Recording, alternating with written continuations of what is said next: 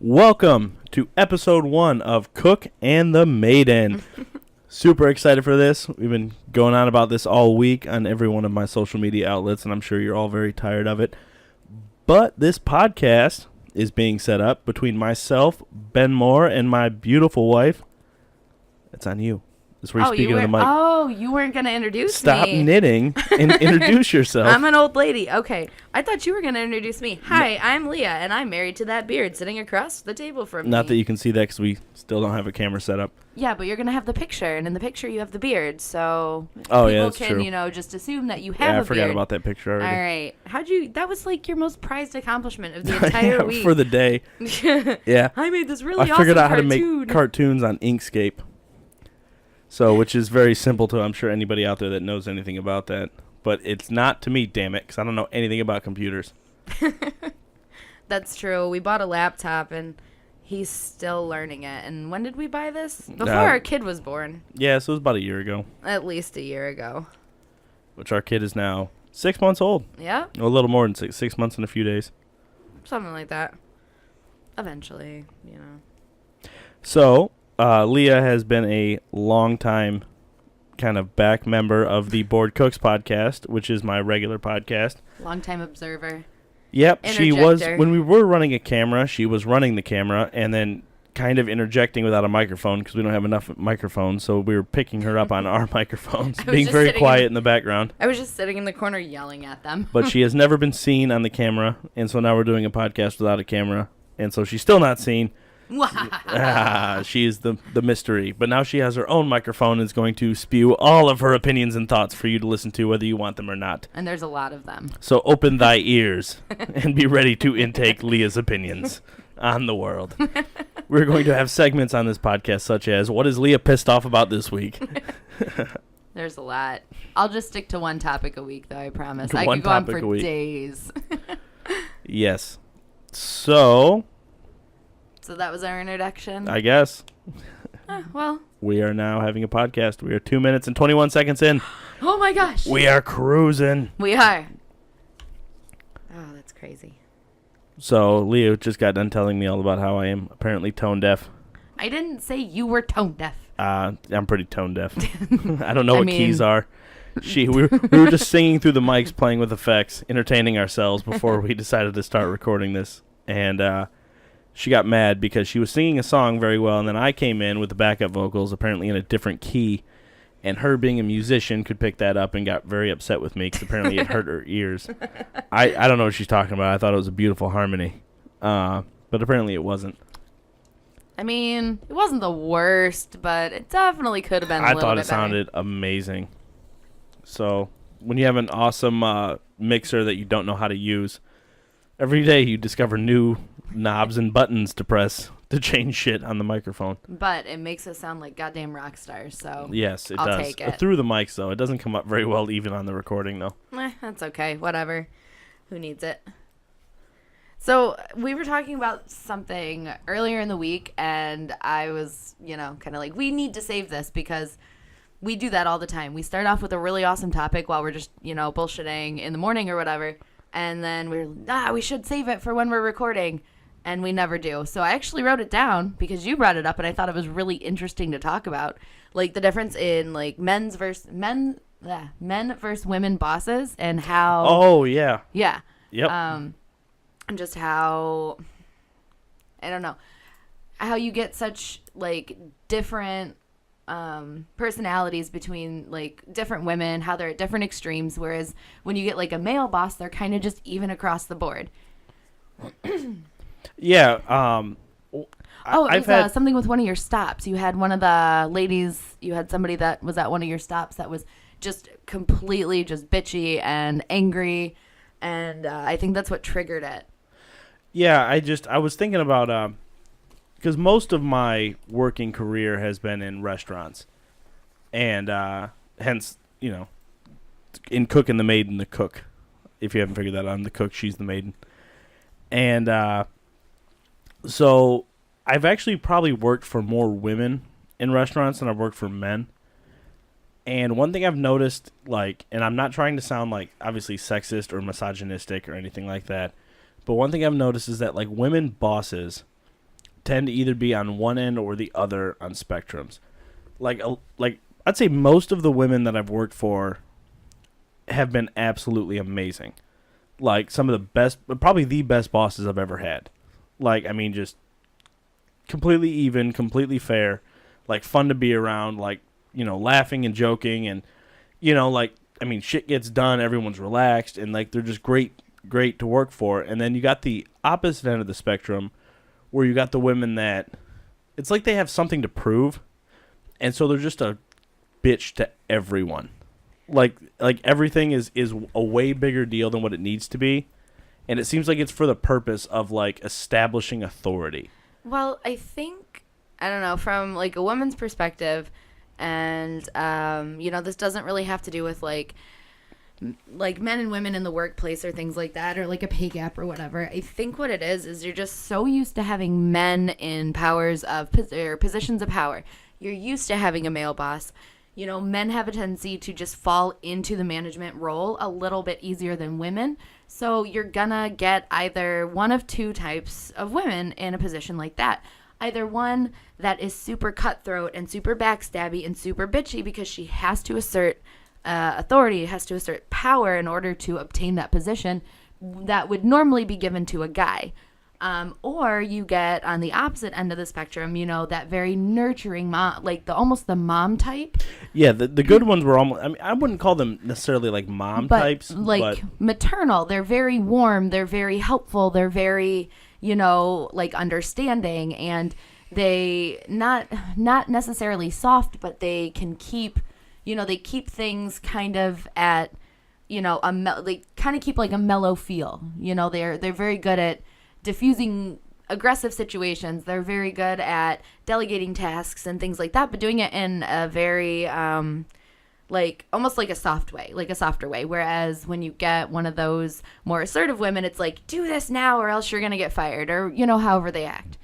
And I think like with guys, you just kind of get more of that even keel across the board because men have a tendency to quote unquote fall into those roles a little easier. I understand what you're saying, and I think men just like have assumed that position because like you see a man in that position and it's like, well, of course, you know what I mean? You don't even think about it. Yeah. But I totally understand why the women are like cutthroat, because I guess like a lot of them have to be to get there. Mm-hmm. Ooh, excuse me, but yeah, like it's like women in a management position. Like men are just right down the middle. Like if you have a scale of like 1 to 10 on the best bosses, I'd say every man I've worked for, with the exception of like maybe 1 or 2 that come to mind, like are generally around like, you know, maybe between 4 and 6 or between 3 and 7, you know, on like a scale. Like they're right in that middle area. But women tend to either be like at the very bottom of 1 or they're like a 9 or 10. Yeah, I mean, like there's no, you know, in between. Yeah, and sometimes you'll get a really wonderful female boss who's kind of that good, like assertive, stands up for her employees, kind of not cutthroat, but you know, the assertive, like stand up for her employees, make sure everything's right, but also very maternal or very, you know, just very calm, collected, mellow, great boss. Like I have one now. She's phenomenal. Like, she knows how to assert her authority as what she does, but then she's also very understanding, and she's very knowledgeable, and she's just, you know, she kind of keeps the branch cohesive because she's very good at diffusing situations. She's very soft about it when she needs to be, you know, so you get those every once in a while. But I've definitely worked for women who are just nasty or had to claw their way to the top. You know, but is that really an excuse, though, to be that way to your own employees? No, I'm not. To be like, it's almost like they're just on edge, like just waiting for a reason to explode on you. Like, I'm the one in fucking charge. You know, like, it's because like, 'cause that's how, like how this all came about was, like, I'm not going to name, like, obviously names or companies or anything. But this lady, like, as soon as, like, I was in her presence and the guy that, like, there was a guy, like, taking me to her because we had to talk to her about this delivery. And, like, I mean, she did it to him and then turned around and did it to me. And it was, like, as soon as she looked up and, like, just saw, it was, like, all of a sudden, like, game on. Well, you know what I mean? And, like, I'm just kind of standing there like, there is no reason to talk to me this way. You know what I mean? Like, there is absolutely no reason for you to be this. Because, first of all, there was no problems. You know what I mean? Like, there was no issue. Like, he just had to talk to her about something before paperwork could be signed. And then all of a sudden it turns into this, like, complete ordeal that lasted, like, 20, 25 minutes that it didn't need to. Because, like, this lady's just creating problems out of thin air that then she can solve.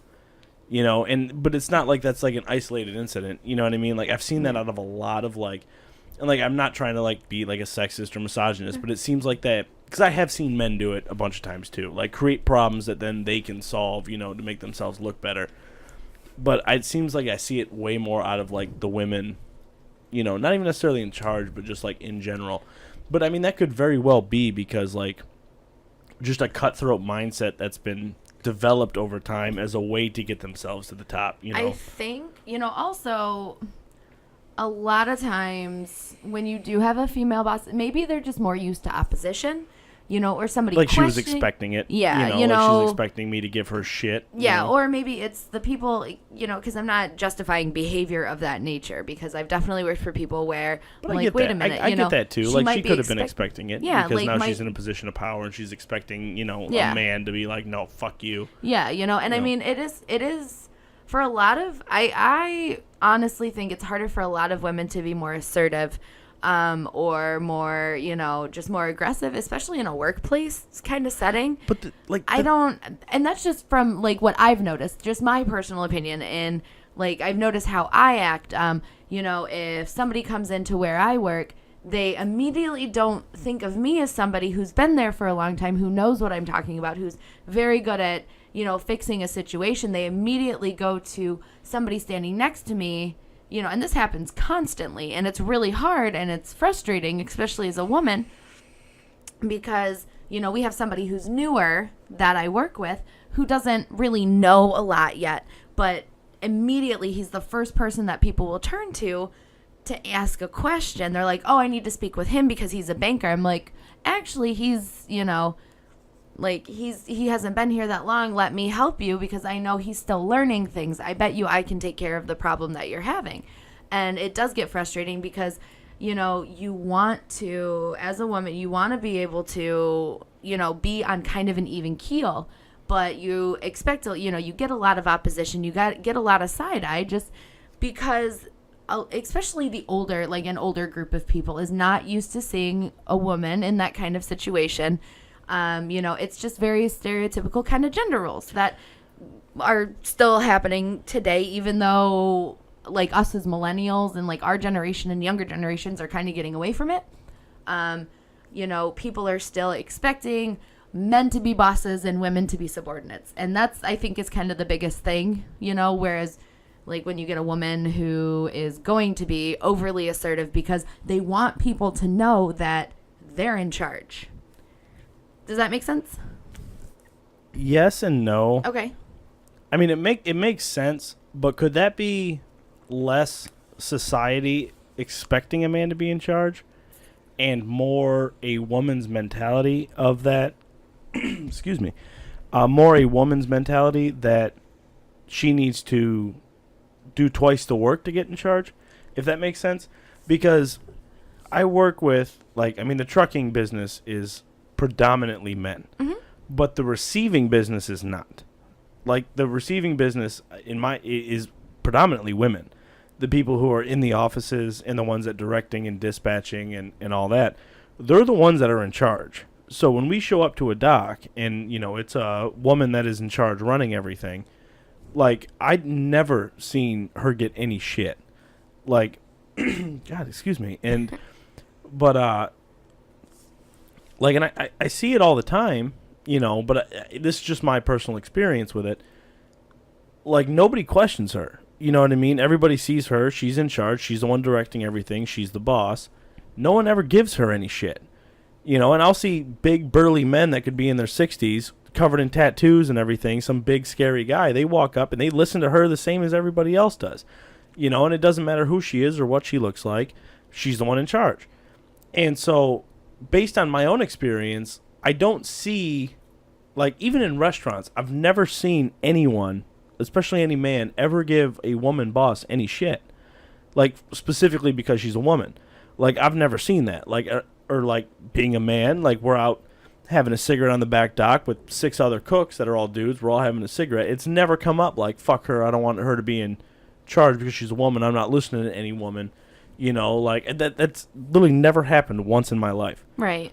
You know, so is that, obviously that it was the way it probably used to be, you know, and maybe that mentality still lingers, you know, but in some people, but I think it's less reality of the way it actually is. And I think the reason for that, not for the current mentality of like nobody cares, but I think the current mentality for any existing sexism might just be lingering within women's minds because they still remember what it used to be like, because it wasn't that long ago that it was like that. So I think it's more women expect it to be like that, even though it's not. You know what I mean? Or they may run into it, and I haven't seen it. You know, which I guarantee you it's happened. I guarantee you it happens all the time. It does. But I don't think it's as frequent as people make it out to be. It might also be the profession too. But I mean, because there are certain things you expect. But how many other professions are as, honestly, as like manly, or you think of as manly as fucking truck driving and receiving and shipping and, you know, all that shit? I mean, there's not a whole lot of, you know. Right. So I just don't. I think it's honestly, I think it's less real sexism, and I can't figure out how to turn the goddamn notifications off. I'll figure it out. So I think it's less like real sexism and more just a lingering expectation of sexism that's not actually there. See, I don't know, or a preparation for sexism that never actually comes, but they still have that mentality that I need to be ready for to defend my position. Right. Well, I mean, even I've kind of experienced it, you know, as in any sort of management position I've ever been in. I've noticed it's, and I'm not necessarily, like, at work, I'm not an assertive person. I'm really not, because I just kind of do what I need to do. I try to help people when they need to be helped, whatever. But I've noticed it's a lot harder for me, or a lot harder for a lot of the girls that I work with, unless they're extremely aggressive right off the bat and they set that precedence right away, to get kind of that same respect or that same, you know, leadership or authoritative role than anything. Like, it's hard for me to be like, hey, this needs to happen this way, or this needs to be done this way, because, you know, the way you're doing it isn't right. And people are like, whatever. But I don't see them doing that with other people. And I don't know. And that's kind of, I've seen that happen a lot, where some of the younger, like, guys, or even just the guys in general, have a tendency to be a little more puffy. I don't know the word I'm looking for. Young guys looking for something to prove, though. But I've seen it happen with, like, older guys too, and it's not all of them. It really isn't. It's like a 50-50 split. Well, yeah, I think you're it's gonna still get gonna it. Exist. Yeah, you know, like, I'm a big burly man. I'm in charge. I don't care what this tiny little human has to say. Rah. I don't know. See, the thing is though, like, I've never seen that. Okay, because I have, and like, I don't know, like, I know personally for me it might be different than it is for most people. Simply because I didn't come from a patriarchal family.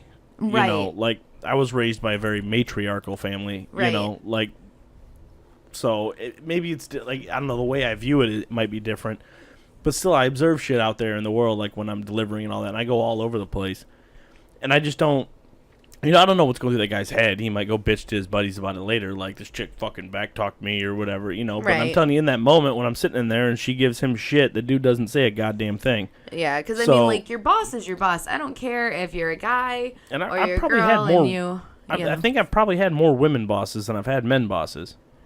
To be honest, I've had a pretty good even split, and to be honest, I've always enjoyed most of my female bosses more. Just maybe that's just because I am a female. See, I would agree with that. I think I've had, like, the bosses that I've had that were female. The best bosses that I've had have been female, and the worst bosses that I've had have been female. But that's like we were talking about one end or the other, whereas men are a lot in the middle of the road. But I noticed, like, with the male bosses, I notice a lot more of like that primal alpha thing there, like deep down. Yeah. Like you get like, especially like it becomes a competition with men, like especially in the kitchen. Like I don't see this at all like in the trucking world, but like when I was working in restaurants, like I would see like the chef would jump on the line, and obviously the chef is like, you know, he's the top whatever, you know. And when he would jump on the line, or even when I was running restaurants and I was the chef, I'd jump on line, and I noticed like everybody was immediately in competition with me. Like it was trying to outcook me. I got to be faster than him. I got to cook it better than him. I got to be more accurate than him. I can't fuck up more than him. You know, and it became this huge, big fucking thing. I've noticed but, like, that. When like if the chef was a woman, or the sous chef was a woman, or something like that, and she would jump online, it immediately became fun. Like, it was like, oh, shit, she's on the fucking line now, hell yeah. And then everyone's laughing and joking, and she's like, fucking do this and do that, and barking out her fucking orders, and everyone's having a great fucking time. Right. And all of a sudden, it's not a competition anymore. And that might be, I mean, that might just be a male mentality in itself. Like, I don't have to compete with her because I'm a guy and she's a girl. That could be it. I'm just kind of pulling that out of nowhere. Well, I mean, a lot of guys, I don't know, I don't necessarily believe that the whole pack mentality or the alpha, you know, beta thing is true. I think that's just something that people use as an excuse to, you know, be a dick. But I mean, I definitely can see that that competitiveness rear its ugly head a little more between guys and other guys versus guys and girls. And that's coming from somebody who's a very non-competitive person in general. Like, women have a tendency to compete. I'm a very competitive person. Yeah, I'm not. I just don't give a shit. I haven't ever since I was a kid, you know. Right. But it's like I've noticed, you know, guys want to compete heavily with other guys because they want to be the best. They want to be that alpha. Unless they have that kind of beta personality where they're like, you know what? That's okay. You can be way cooler than me. I'll stand here and I'll cheer you on. Same thing with women. You know, like some women want to compete with each other to be, you know, thinner or prettier or, you know, cooler or funnier or whatever. Whereas other girls are like, fuck it, I'm great. I will be your support because you are an amazing person. You know, stuff like that. So I think that's just kind of one of those ingrained things where men and women are inherently supposed to get along, I think, like, primally for, I don't want to say reproductive purposes, but, you know, like, there's guys, a lot of basic instinct that like is more ingrained than people want to realize. Yeah. You know, men and women have a tendency to get along a little bit better than, like, if you put a whole bunch of women in one room or a whole bunch of men in one room, because ultimately the ultimate goal, like, is to reproduce. Exactly. That is the goal of all life. Exactly, because it is what it is. Well, that's so I think maybe that's kind of, it's not necessarily like all your cooks, you know, the people that you worked with wanted to reproduce with the sous chef or whatever, but, you know, it's kind of like they either looked at her maybe more in a maternal way or more like, I don't have to compete with her because we're not competing for the same thing. No, and there could be. You I know? mean, that breaks down, like, I mean, you can get to things like I've thought about this a lot, like things like monogamy, which I personally don't believe monogamy is natural. It's not at all. Like, I honestly, I take that back. I think monogamy is completely natural for women.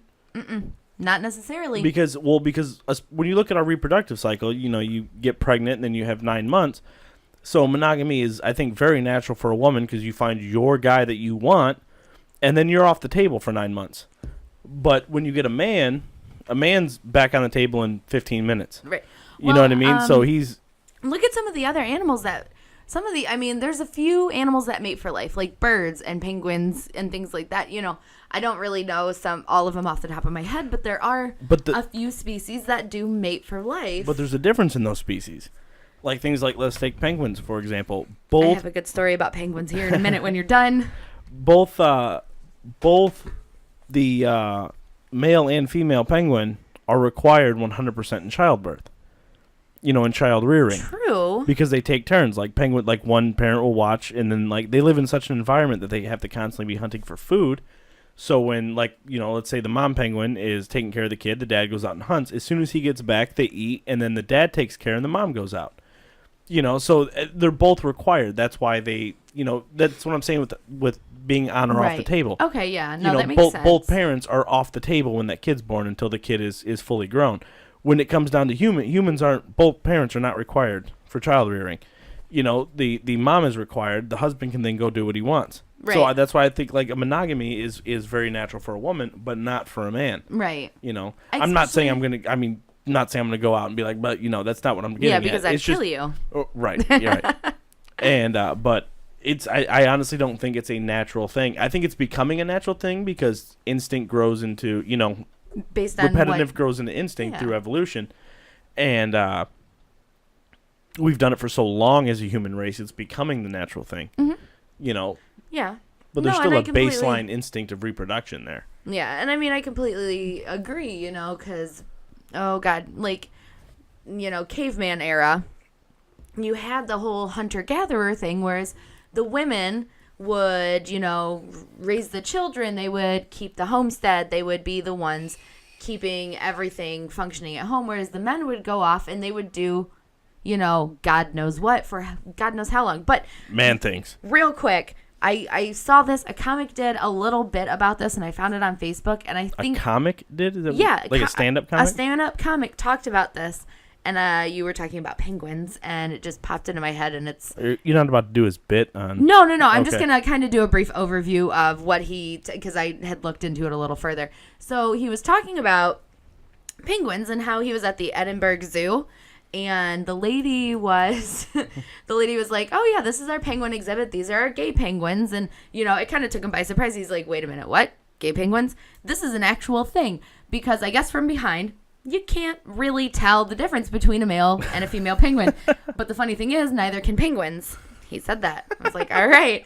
So, so they can't tell the difference from behind. So I guess these two penguins, and since they mate for life, just kind of bumped into each other and became mates, right? And this is the cutest thing, because when it came time for like the eggs and stuff, obviously everybody else had eggs except for the two gay penguins.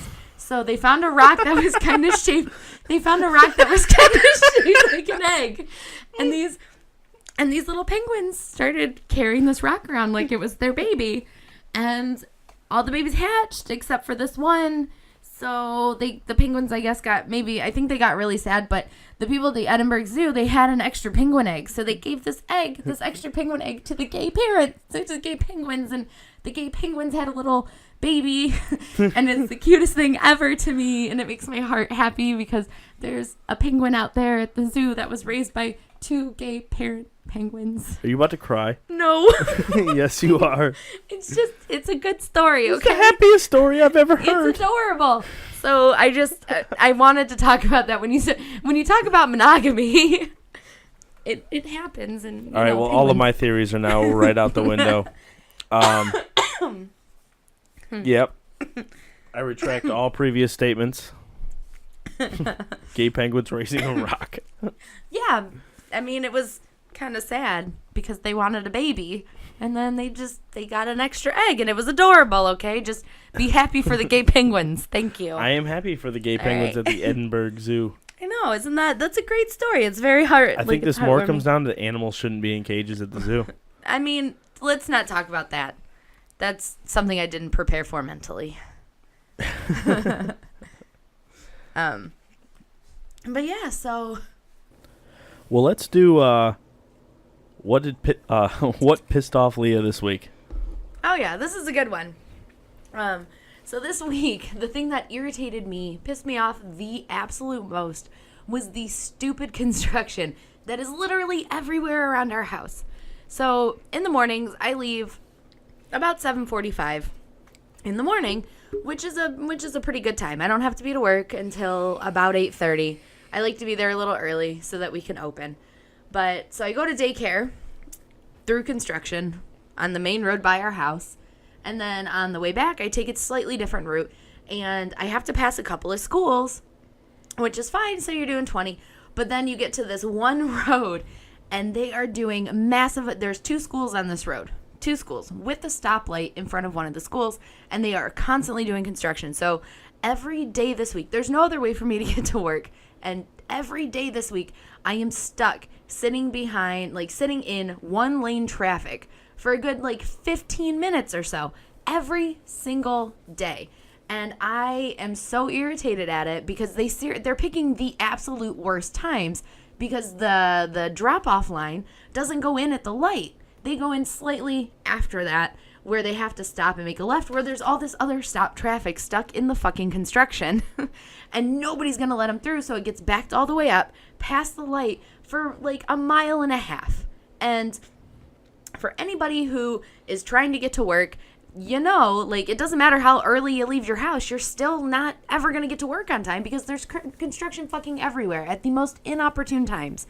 Like, I don't understand why they decide in front of 2 schools to shut the road down to 1 lane. Why? That doesn't make any sense at all. And it drives me absolutely batshit insane every morning. Most of the construction doesn't make any sense. Right? And it's literally I'm in it every day. Yes. Well, as a truck driver, I know that you can sympathize. Yeah, very much so. There's one thing in your life I can sympathize with you. It is this. The construction is absolute nonsense. There is far too much of it. And I feel like there's far better times that they could do it. You know, instead of during a rush hour drop-off time in front of a school building. But no, they choose freaking 8 o'clock in the morning while everybody's trying to drop their damn kids off at school. Dude, this pisses me off as well. It is literally just piss poor planning from whoever the city planners are. Like, and I'm not even talking about like 75 in Toledo because that's like decent. I'm talking about like there are so many truck routes, like state routes. Like Friday, I was going through and 127 is closed at 15. So you've got 2 primary truck routes, Route 127 and Route 15. They're south of Bryan, Ohio. And those are closed. And then you detour around to Route 2, which is also closed. And like those have a little bit of warning. And like Ohio is generally pretty good about giving you warning. You know, they'll be like, you know, road closed ahead, here's a detour. But Ohio's not good about not also closing down that detour. So you're detouring from a detour, and everything is and these aren't just like back roads or like little bits of construction. They're totally just shutting the entire road down. Now, one, I will tell you 100%, shutting down an entire primary truck route is probably the stupidest fucking thing you can do. I'm sorry, especially going into a town like Bryan. You know what I mean? Like, so you're leaving 2 ways into the city, like a north and from the absolute west coming down. I think it's like 34, 36, whatever route that is. But Michigan will give you 0 warning. You'll be driving down the road, and all of a sudden it's just like, hey, by the way, this road is closed, and it's not at an intersection. It's in the middle of the goddamn road. And so, like, you got nowhere to go. Around. Dude, I had to back up for a fucking mile and a half. In a semi-truck? In a semi-truck, yeah. Oh. As, like, cars would go around me, and I'm like, you're going to hit the same thing that I am. And then the cars would go up. So I'm, like, maybe 50 yards back from the road closed, like, literally trying to back up. And there's, like, so these cars would go around, and they would literally stop and, like, see the sign, and then turn around and drive back up the other way. As I'm still just backing up the road. And then I ended up having to blindside back into a long farmer's driveway. So I'm like, I don't even know where the next fucking intersected road is. Like, hey, dude, turn I'm around not the trying other to be a dick. But it's not like that's one area. Like, there's dozens and dozens of that. Like, especially through Michigan. And they do the same thing in Pennsylvania. They don't want to give you any warning. Right. Like, I had one in Pennsylvania where I turned down the road. And I made a left onto, it's like, God, like 158 or something. Coming off of Route 18, off of 376. Any truck drivers out there probably know what the hell I'm talking about. Anybody else doesn't. Meh, somewhere. South of I-80. And so I go to turn on this road, and like I'm already like I'm in the process of completing my turn and straightening out. And then so I'm going, and then there's the sign. Road closed ahead, 500 feet. You're like, son of a bitch. Like, okay, so you couldn't have fucking told me at the goddamn intersection. You couldn't have put a sign on every one of those. Like, right. So I can't see it. So I'm sitting at the intersection. I can't see the fucking sign with the trees and shit that the road is closed, like, 500 fucking feet ahead. And so I turn on there, and I'm already like I'm like, you got to be fucking kidding me. And so now I'm literally just sitting in the middle of the road. Like, right. So where the fuck am I supposed to go now? Like, it's not like this is a back road that a semi shouldn't be on. It's you know what I mean? It's a road. Primary fucking route. Like, and the thing is, like, I felt like an idiot until like 4 other fucking trucks end up behind me, You know, like, so apparently I'm not the only one. Like that, the amount of construction, like just complete. First of all, there is zero reason to completely shut down a road. None whatsoever. You can do that shit by shutting down lanes and still letting people through. They're just not. And it's piss poor city planning when there's no other way to say that. Like, to shut down all of 75 South, like from Detroit, and then at the same, so okay, you want to shut down all of 75 South, that's fine. They gave plenty of warning for that. I mean, they gave that months in advance. Right, yeah. And then so everybody could plan for it. And there's a dozen ways in and out of Detroit. You know, you can take 94 to fucking 23 if you want. You can go to, 275. You can run down Telegraph and hop back on just south of the construction. There's, all these different ways out of there. Until Detroit also decided to shut down 94, 96, 696, and 53. We're going to shut them all down at the same time. Yeah, good luck, fucker. Yeah, apparently we don't want commerce coming into the city. We're trying to kill the city. Yeah, take your heart, close off all the veins and arteries, and see what the fuck happens to your town. It's such fucking nonsense. And so, like I said, with no warning. And so, like, if you look at Google Maps, just Google Maps Detroit at fucking, 6:30, 7 o'clock in the morning. It's worse than L.A. Right. Like, people in L.A. bitch about, like, the fucking 495 or whatever, another 405 is the big highway going through L.A., the 405. And, like, people will bitch about that, like, the construction's... Look at Detroit. Dude, it's fucking 10 times worse right now because people in Detroit have no fucking idea what they're doing. And it kind of sucks because... so you get all this construction on, the expressways around a city, but then you get into the city and there's construction on all of the side, like every one of them, one of them, especially around our house. So there's construction everywhere. We have construction on 475 and 75, and it's all over the place. Which, okay, whatever. You can normally you'd be able to if you're a native of the area, you can zip through town and get there relatively quickly. Yeah, and at least Toledo hasn't shut down a lot of their like local roads, though. Right. Not that they've shut them down, but it's getting to the point where they've put so much construction up on so many main roads in the area that it's making it almost less time efficient than sitting in traffic in the morning. For people who have to be to work at a certain time, because in Toledo, you're 15 minutes from everywhere. No matter where you need to go, you're about 15 minutes away. And that's a Midwestern thing. We don't judge, time. We don't judge distance in miles. We judge distance in time, because literally you can get everywhere relatively quickly. Except lately, with all the construction on the highways and all the construction on main roads, it takes you forever to get anywhere. So you have to leave your house extra early. Like, I have to clock in at a specific time.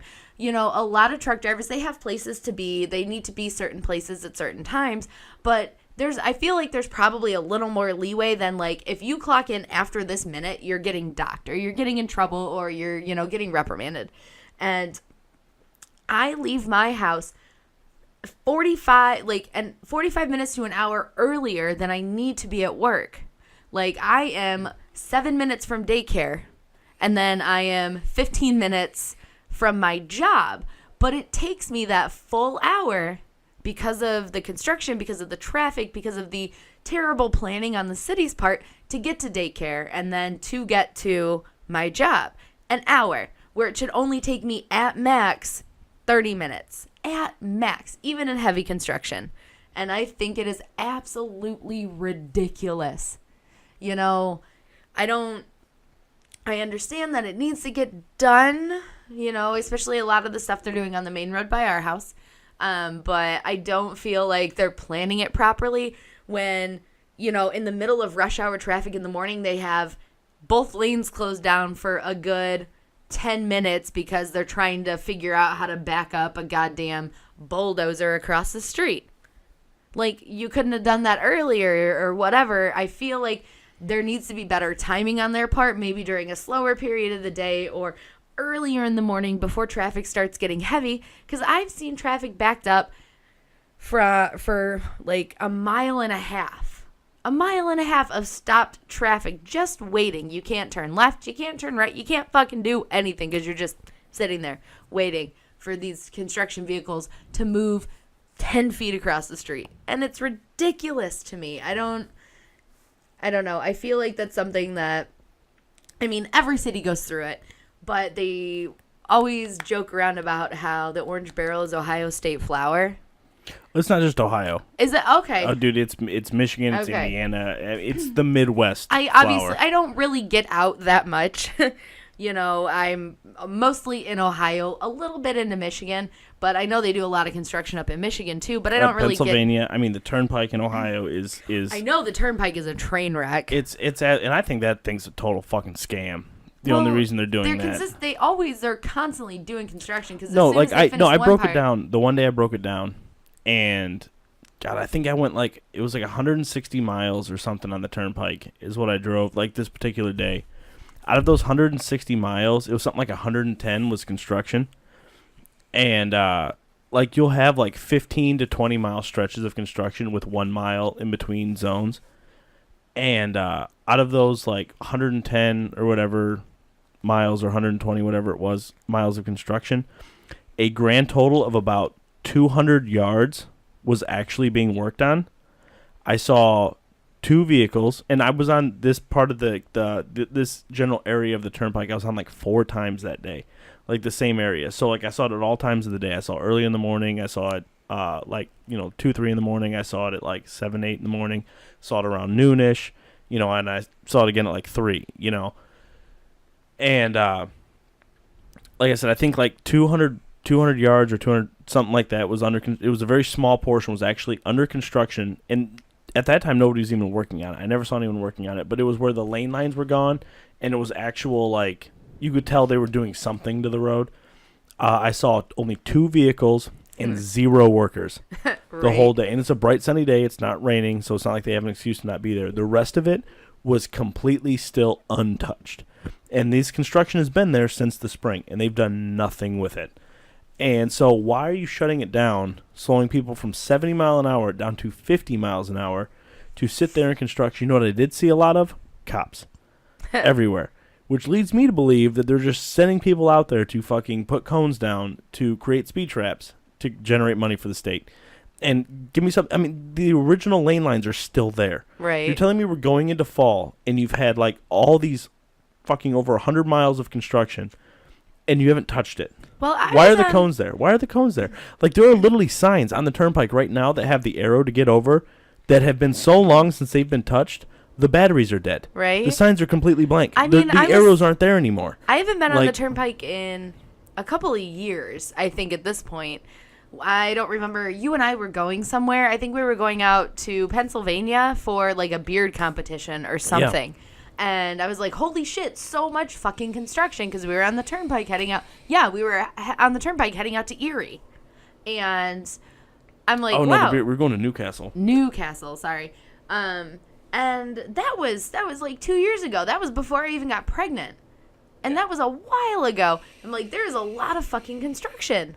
A lot of it. And then last year, I remember you sent me a Snapchat of you on the Turnpike bitching. It was a hilarious Snapchat, by the way, but you bitching that in your truck all goddamn day you have to deal with construction, and then you're finally off work and you're driving out to Chicago and still fucking construction everywhere, and that's on the Turnpike. I mean, at least in the city around us, I've noticed they're doing stuff. I see them actively working. Oh, the Turnpike, they're doing absolutely nothing. Right. They're doing nothing. The cones are and it's different every year. It's different areas. Last year, the miles that were under construction, they're exactly the same. They did nothing to them, And even the few areas that I did see people working on last year, those areas, they're worse than they were. They're bumpier. Last year, it was a lot of. They were working on a lot of the bridge approaches.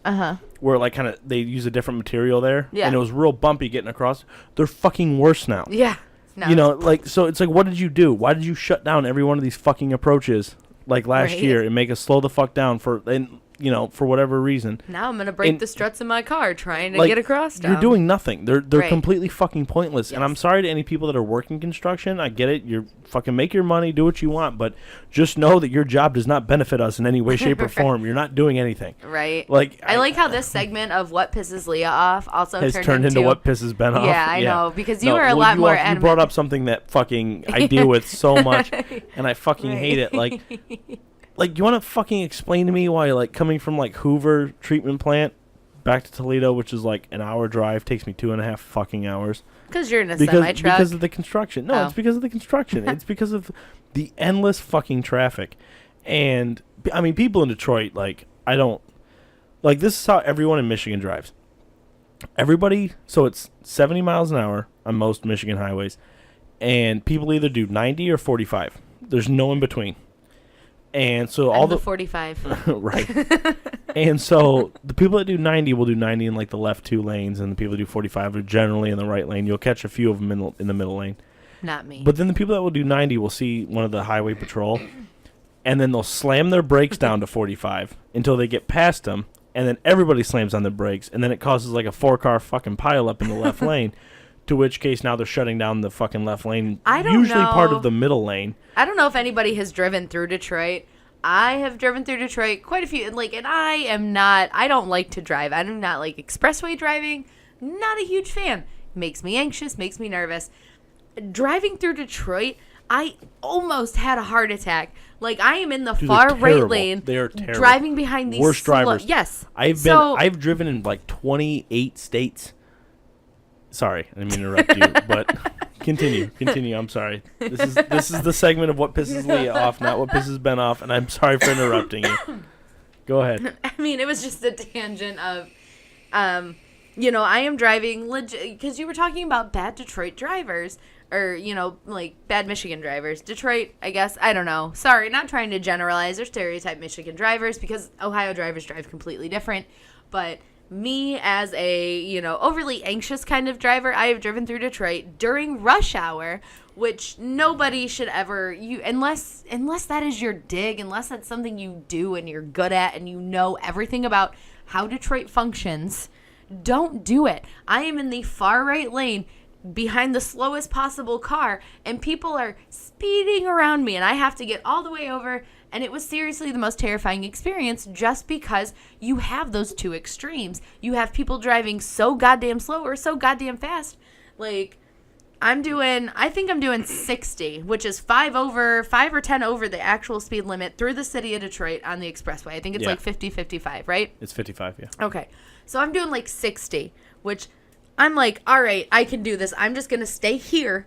But then somebody would cut in front of me doing 45, and I'd have to slam on my brakes, and then they'd get over in front of somebody doing 90. Yeah, it's 4 lanes. They have no reason to be in front of you, but they're just like, I want to be right here. And then, like, the person doing 45 in front of me would fly over into the other lane in front of somebody doing 90. All of a sudden, that person would slam on their brakes, have to fly over into the far left lane, and I'm just sitting there shaking like a scared fucking chihuahua about ready to pee on the carpet, when a bigger dog comes barking at the door. And I will never do that again. Like, why does that have to happen? And now, after they started closing that down, we had to drive through Detroit once since they started the construction.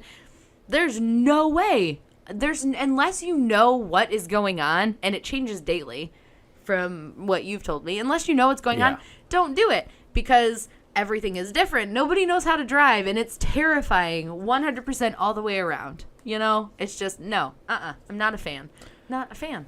It's not just Detroit. It's all of Michigan. Like, Grand Rapids is fucking terrible. Lansing is fucking terrible. Sorry, we're bashing on Michigan. No, I'm not sorry. Fuck you guys. Like I said, I've driven it. I think it's like between like 26 or 28 states that I've driven in, and I've driven in some shitty fucking areas. I've driven through Atlanta, and Atlanta's got like a 9 or 10 lane fucking road, like 75 that goes through there, and everyone bitches about Atlanta. Everyone that's ever bitched about driving through Atlanta has never stepped foot in Michigan. But also... Michigan are the worst fucking drivers anywhere east of the fucking Mississippi. But also, driving through Pittsburgh is terrifying, and driving through Chicago is also terrifying. Pittsburgh is terrifying because of the hills, not because their drivers are bad. No, like, their traffic patterns are very strange. People getting onto the expressway at 10 miles... People getting onto the expressway at 10 miles an hour is also terrifying. I don't care what you say. Like that, no. Nobody should have to... Chad Rapp and Jason Hall. Yeah. What the hell's up with your state? Yeah, figure out how to merge, bitches. I want to say this real quick about Michigan. I'm going to put this public service announcement out there. And this is what I think. Before you ever fix the lead pipe issue going on in your state, you need to ban people from ever buying blue cars. People should not be allowed to own blue cars in the state of Michigan. Why? Highway Patrol has blue cars. Oh yeah, all with of the Highway 50s light on yeah, top. with like the 1930s like prohibition, like we're going to catch them robbers, like yeah, that dumbass giant fucking bucket light they got on top of that car. Yeah, no, that is a ridiculous thing. But yeah, nobody in Michigan should be allowed to drive blue cars.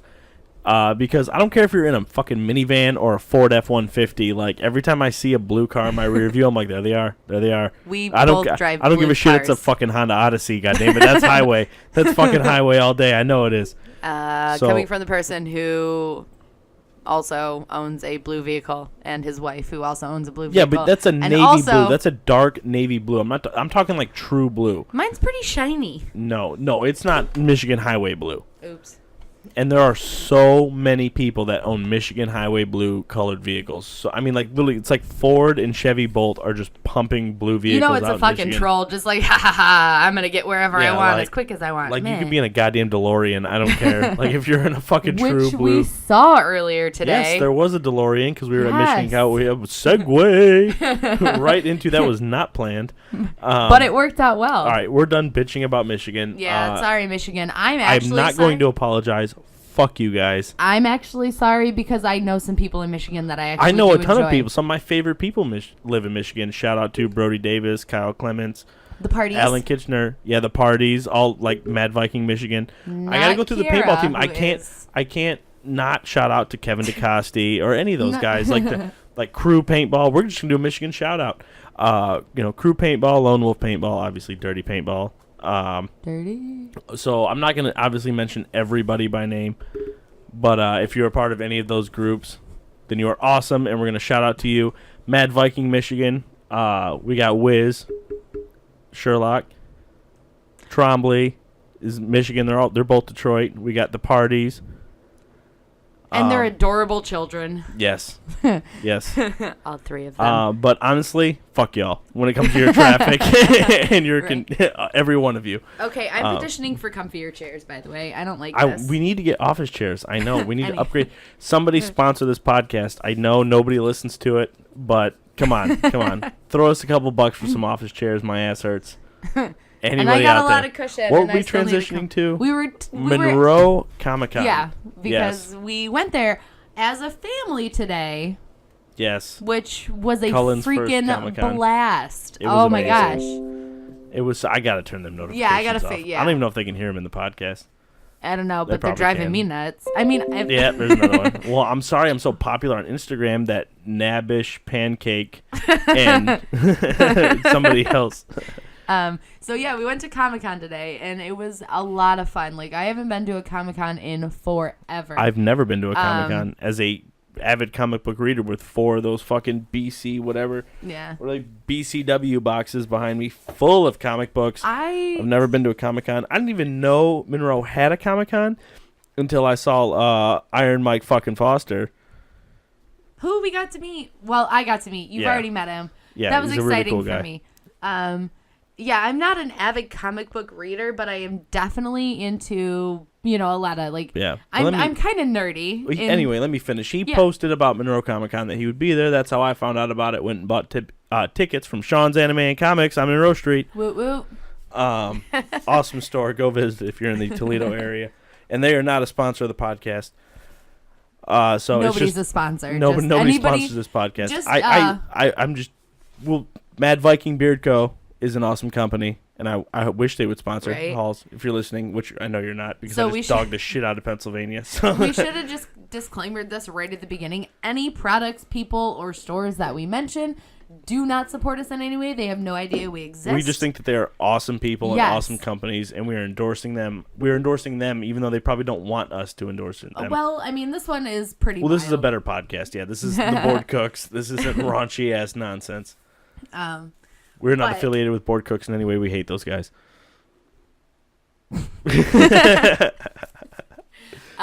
So anyway, back to the task at hand. Yes, so Monroe Comic Con. We found out from Wayne Foster, right?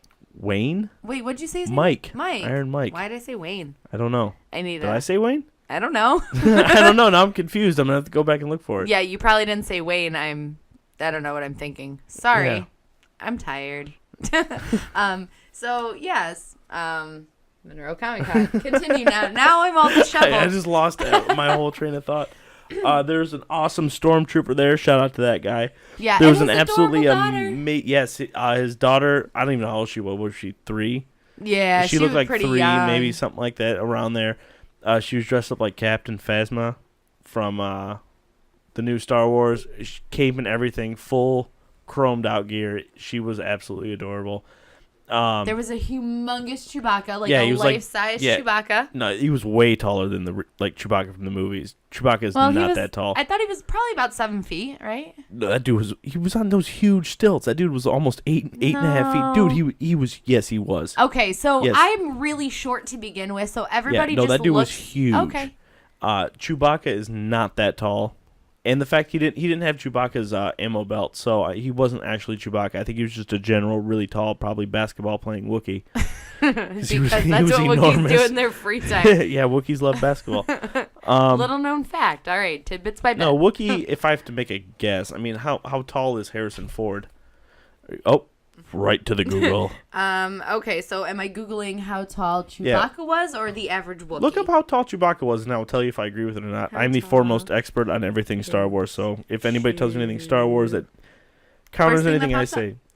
He was 7'6". Okay. Yeah. Yeah, well, that guy was definitely taller than 7'6". Are you sure? 100% sure. Okay. I don't know. Everybody you can see Chewbacca standing next to them. First of all, 7'6" seems way too tall. How tall is Harrison Ford? Look up Harrison Ford. Okay. Because Chewbacca stood maybe like 8-10 inches taller than Harrison Ford. Standing at 8 feet tall, Chewbacca is covered with long hair and wears only a bandolier. His weapon of choice is a Wookiee bowcaster. Chewbacca in the movies is not 8 feet tall. How tall is Harrison Ford? Okay, I'm just going to Google how tall is Chewbacca in movies. Look up how tall is Harrison Ford. In how tall is Chewbacca actor? 7'2". Okay, so he's not 8 feet because he didn't wear stilts in the movies. So look up how tall Harrison Ford is. I don't want to look up how tall Harrison Look up how tall Harrison Ford is. I'm going to... hold on. I'm getting there in movies. Movies. Am I not close enough? No. Oh. Okay, so he didn't wear stilts in the movie. So he was 7'3". You said 7'2". No, I said 7'3". I think you misheard me. No, you said 7'2". He was 7'3". Okay, but that's not what you said. That is what I said. And please, for the love of God, look up how tall Harrison Ford is. Now it's just bothering you. I gotta know. How tall is I'm guessing 5'10". Harrison Ford. All right. He's 5'17". 6'1". Really? He's that tall? Okay, well, I said about 8 or 10 inches taller than Harrison Ford. Okay. So what would that be? That would be... Well, that would only put him at almost 7 foot, so a little bit taller than that. But I was still close. You were pretty close. close. But he sure as fuck not the 9 that the other guy was. All right, great basketball player. Like I said, I am a whopping 5'2", 5'3". So 5'3". Yeah, thank you. So anything over, I would say 5'10", looks like a giant to me. All right. But yeah, so that was really fun. That was a great little bunny trail. That was a great tangent that we just went on. But sure. But Monroe Comic Con was amazing. Oh they had my a Deadpool statue there that was sweet, and a Batman statue that was all right. They had they had a even though really... it's World Batman Day today. Yeah, shout out to Batman. Yeah, but I don't like Batman. I don't like DC. I'm on the fence. And if you like DC, I don't like you. That's actually super true. I'm kidding. No, I'm he kidding. really doesn't. He's not kidding. I am kidding. I just think DC's lazy with their character writing. I'm on the fence about Batman. Mostly because I think he's kind of whiny, but at the same time, I think he was trying to do good. And he had a lot of money. He had some really cool shit. Who, Batman? Yeah. Here's my issue with DC. Okay? All right. And I'm sure there's going to be a lot of people that disagree with me, and that's fine. But if you look at all the top characters of DC and you break down their stories, you break down what they are, it's so goddamn lazy. It's generic. Look at Superman. All right, so he's the greatest hero. I mean, if you break down every hero from Marvel and DC, Superman is hands down the strongest one out of all of them. You know, like he can do everything. He's got everything. You know, he's fast. He's super strong. He can shoot lasers. That's why he's Superman. He can shoot lasers out of his eyes. He can fly, and he has zero weaknesses except for a weird ass rock. Good luck finding it. So, yeah, kryptonite. So, but it's like, well, where did he get all these crazy powers from? Like, what happened? Like, you know what? He's just an alien. Yeah, I was like, isn't he an alien? Yeah, like, so that's it. Yep, just an alien. Like, that's it. And, okay, so does anybody beat him? Does he ever get beaten up? Nope. Which drives me absolutely bonkers. Nope, because he literally has a power for every single goddamn fucking situation. Right. Because like, and unless you have this weird glowing green rock, you're never gonna fucking beat him. Because as long as the Earth has a sun, he's gonna stay fucking powerful. Right? It's nonsense. It's absolute fucking nonsense. Yeah, I think every good hero. That's the one thing that I like about Marvel is that they kind of give almost a human characteristic, the biggest vulnerability to their characters. The biggest difference is not just vulnerability; it's relatability. There's not a single DC character that's relatable that I've ever come across. I'm sure there is, but I also quit reading DC years and years and years ago. Out of the major DC characters, not a single one is relatable in any way, shape, or form. Well, I think like you look at Batman. Like look at Batman. So like, okay, well, he's a normal guy. He's not an alien. Okay, but he has all this crazy gadgets and crazy gizmos and all this shit like that. Well, is he really smart? No, not really. So where does he get all this shit from? Well, he's just really fucking wealthy because he inherited all this money from his dad. Okay, so he's retardedly rich. And, so he's absolutely unbelievably rich. Well, that's not really fucking relatable. You know what is fucking relatable?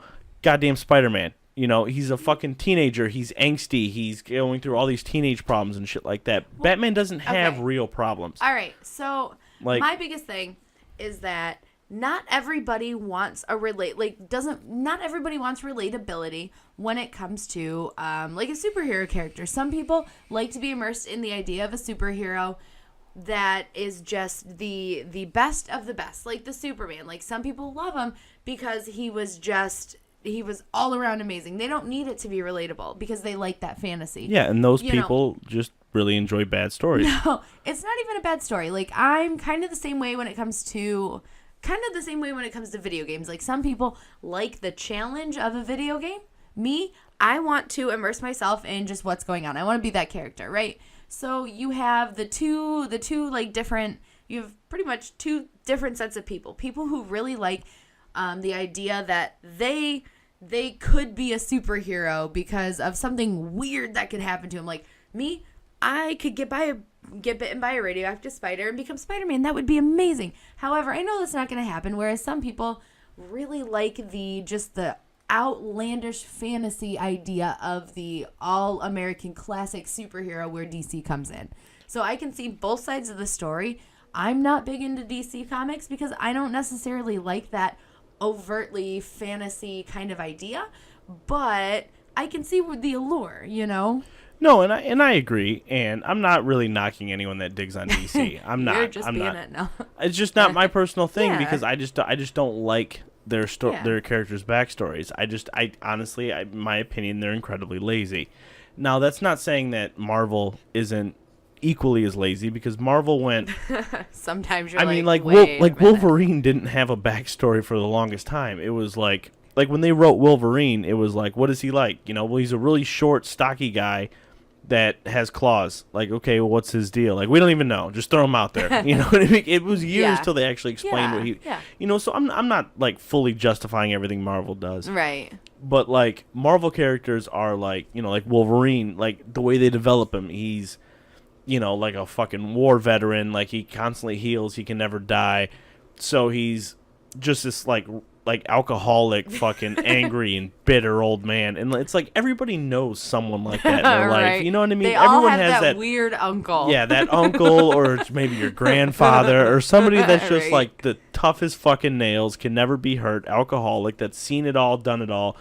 And, you know, could bench press a fucking car. You know, and you'll never, you've seen him do it, which is the weird part. Right, like, you know, but, like, everyone's been that teenager, especially everyone that reads comics, has been that nerdy, introvert teenager that never gets the girl, is never the football star, you know. I mean, I highly relate to Negasonic Teenage Warhead just because I could see me being that. She's the punk rock chick that everyone knows about.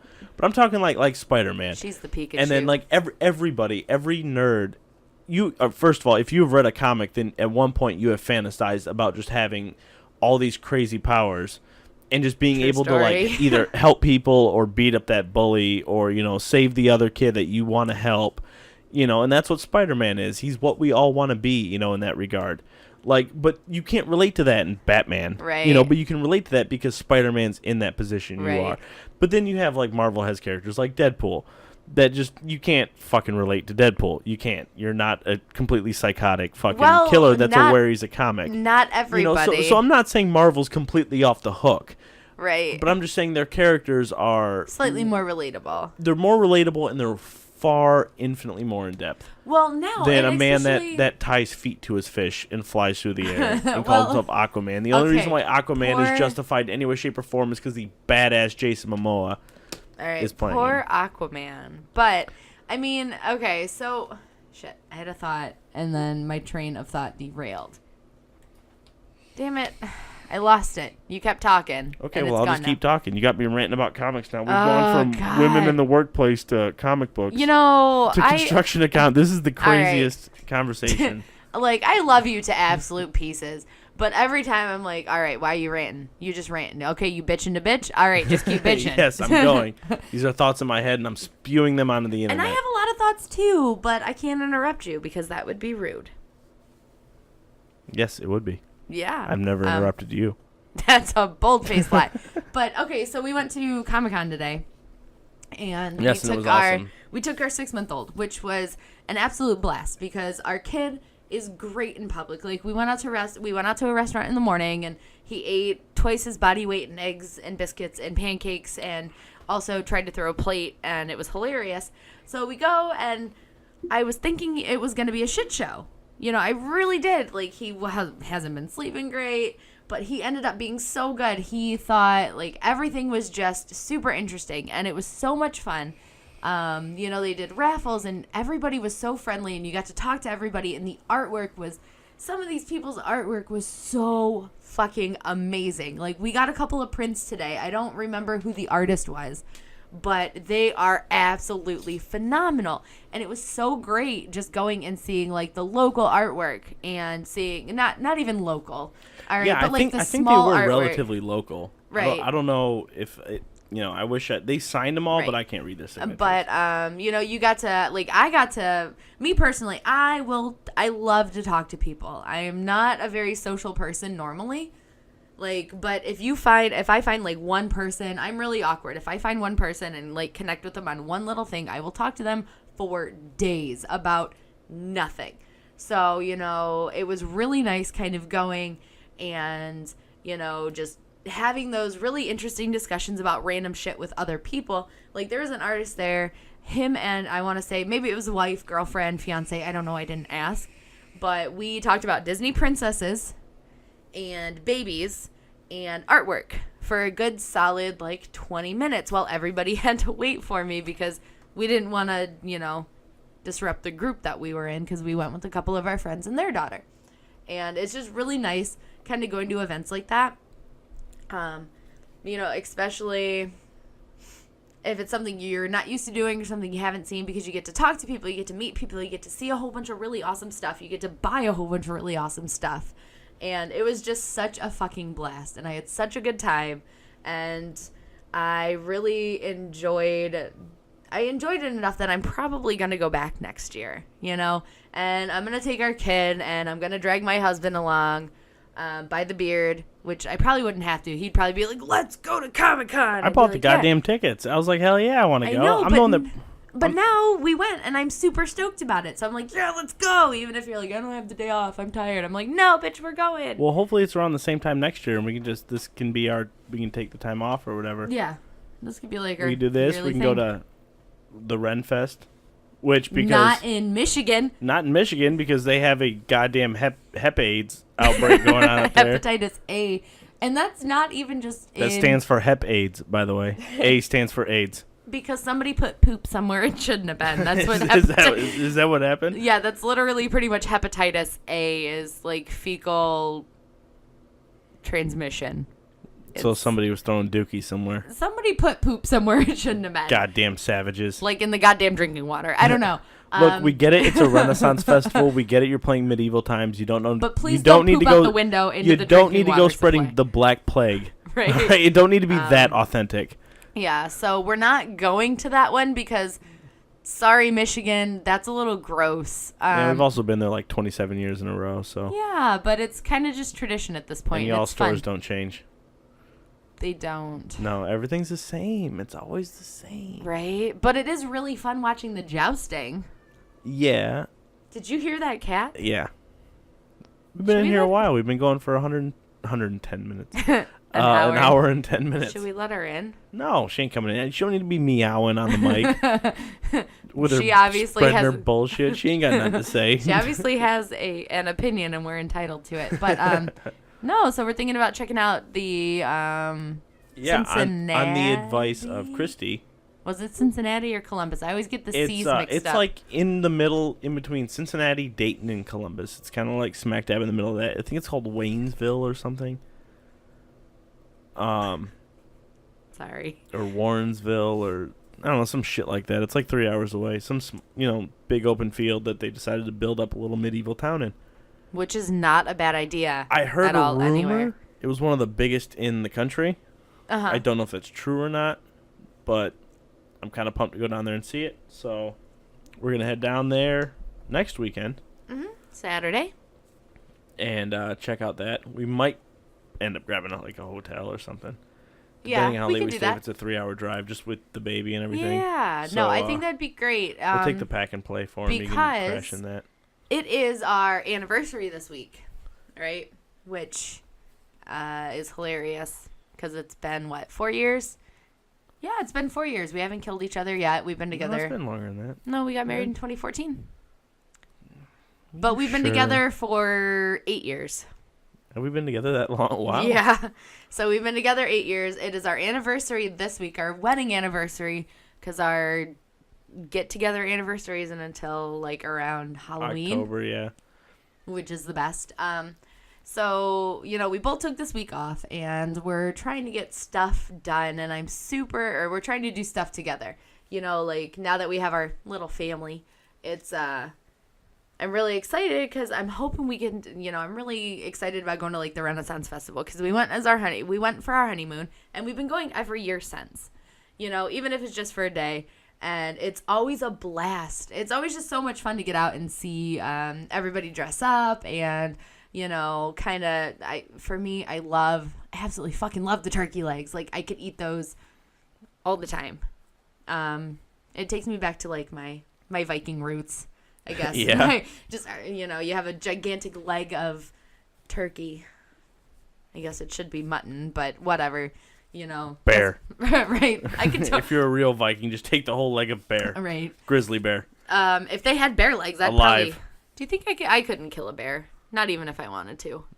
I mean, we have guns. Bears don't. Well, according to your dad, if you shoot a bear in the forehead, it just bounces off his skull. So yeah. His skull is angled at a certain way. You could shoot him in the face with a Barrett fucking M82 50 and it's cal. just gonna bounce right off. Yeah, and it's just gonna bounce right the fuck off his forehead. Yeah. So good to know. So maybe we should supplement our army with grizzly bears, armored grizzly bears. Right. Are you listening, Trump? We don't need a space force. We need armored grizzly bears. Armored. I'm really excited. You know what? And we need U.S. Rangers riding them like cavalry. Can they have rapiers? Yes.